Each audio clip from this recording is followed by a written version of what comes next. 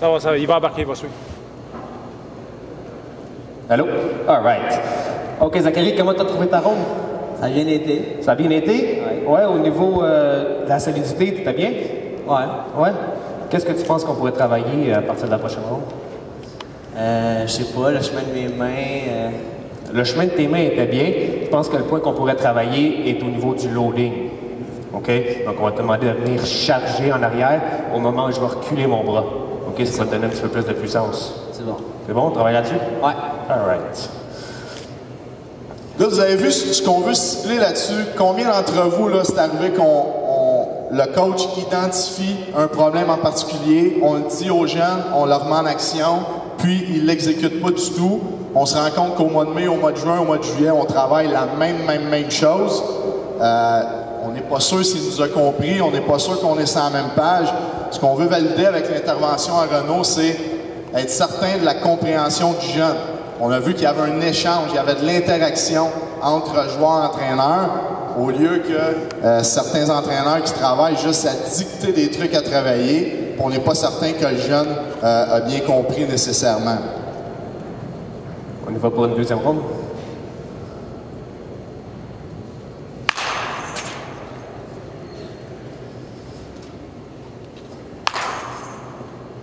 Ah, fais-moi un bon loading quand tu recules.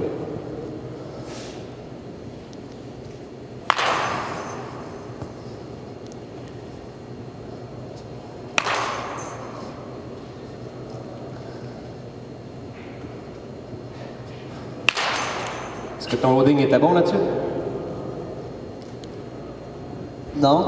Non? OK. Assure-toi d'avoir le bon timing. Laisse-le ouvert, laisse-le ouvert. Mieux. Dernière. On va prendre un dernier avec un meilleur loading encore. C'est bon.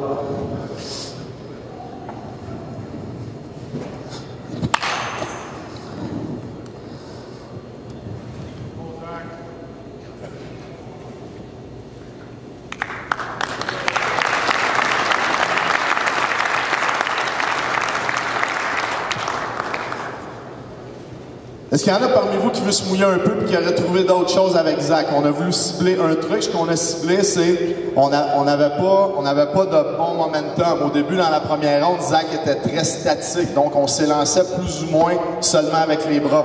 Est-ce qu'il y en a d'autres qui ont vu d'autres choses? Peut-être un autre point qu'on aurait pu voir. Oui, monsieur? Pardon? Passez le micro.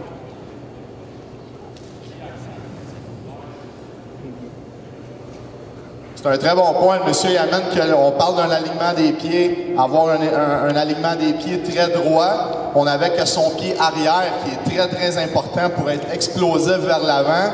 Son pied en arrière pointait un petit peu le receveur. Donc, à ce moment-là, c'est de donner un mandat à notre jeune avant de s'installer, avant chaque élan dans la boîte des frappeurs, de peut-être lui-même prendre la peine d'observer ses pieds et de valider que l'alignement des pieds était très bon.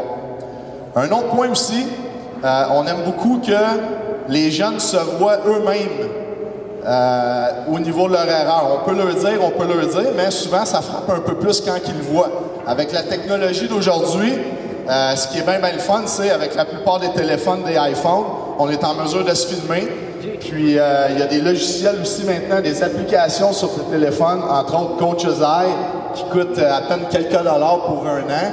Puis tu as le super ralenti, tu as plein de trucs qui peuvent t'aider à décortiquer le vidéo du frappeur, parce qu'on parle de ça présentement, mais ça peut être ton attrapé du roulant, ton lanceur, toutes les facettes du baseball. Puis souvent, tu vas dire à ton jeune, justement, ton pied est croche, il ne voit pas, il ne le regarde pas, ou il ne sent pas lui-même qu'il ne fait pas de loading, ou il ne se donne pas de momentum. Quand il va avoir l'image devant le visage, ben là, il ne peut pas dire non. Le vidéo ou la caméra, elle ne compte pas de menterie. Donc, ça frappe peut-être un petit peu plus et ça le motive un peu plus à faire des changements à ce moment-là.